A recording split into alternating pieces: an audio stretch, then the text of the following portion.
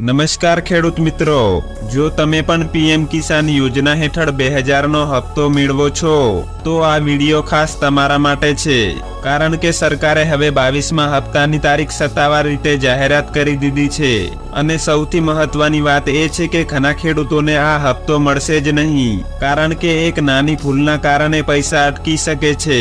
તો મિત્રો, આ વિડીયોમાં આપણે જાણીશું કે 22મો હપ્તો ક્યારે આવશે, કયા ખેડૂતોને રૂપિયા 2000 મળશે અને કઈ ભૂલ હશે તો હપ્તો અટકી શકે છે, તેમજ કેવાયસી કેવી રીતે તરત પૂર્ણ કરવું, આ તમામ માહિતી આપણે આજના વિડીયોમાં મેળવીશું, તેથી આ વિડીયોને છેલ્લે સુધી જોતા રહેજો।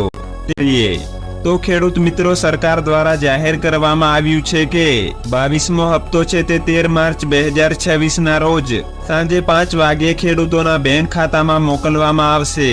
આ હપ્તો નરેન્દ્ર મોદી દ્વારા ગુવાહાટીમાંથી રિલીઝ કરવામાં આવશે।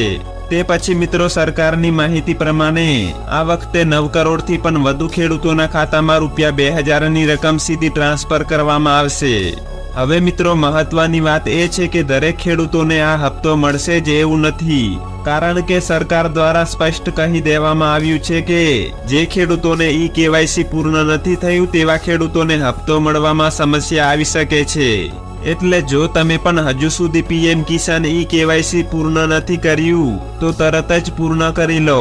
હવે મિત્રો, કેવાયસી કરવા માટે તમારી પાસે 2 વિકલ્પ છે, જેમાં પહેલો વિકલ્પ એ છે કે પીએમ કિસાનની સત્તાવાર વેબસાઇટ પર જઈને તમે ઓટીપી દ્વારા કેવાયસી કરી શકો છો, અથવા તમારા નજીકના સીએસસી સેન્ટર પર જઈને બાયોમેટ્રિક કેવાયસી પણ કરાવી શકો છો।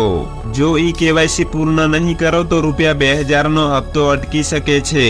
હવે ઘણા ખેડૂતોનો પ્રશ્ન હોય છે કે કેવાયસી થયું હશે કે નહીં તે કેવી રીતે ખબર પડે? તો મિત્રો, તે માટે તમારે પીએમ કિસાનની સત્તાવાર વેબસાઇટ પર જઈને બેનિફિશિયરી સ્ટેટસ ચેક કરી લેવું। ત્યાં તમારો જિલ્લો, તાલુકો અને ગામનું નામ નાખીને તમે તમારું નામ ચેક કરી શકો છો। જો મિત્રો બેનિફિશિયરી લિસ્ટમાં તમારું નામ હોય તો જ તમને આ હપ્તાની રકમ મળશે। તો ખેડૂત મિત્રો, જો તમે પણ પીએમ કિસાન યોજનાના લાભાર્થી છો તો તમારે વહેલી તકે બધી માહિતી અપડેટ કરાવી દેવું અને આ માહિતી તમારા બીજા ખેડૂત મિત્રો સાથે પણ શેર કરજો, જેથી કોઈ ખેડૂતોને રૂપિયા 2000નો હપ્તો અટકી ન જાય। તેમજ મિત્રો, જો તમને વિડીયો ઉપયોગી લાગ્યો હોય તો વિડીયોને લાઈક કરજો। તો મિત્રો, ફરી મળીશું એક નવા વિડીયોમાં।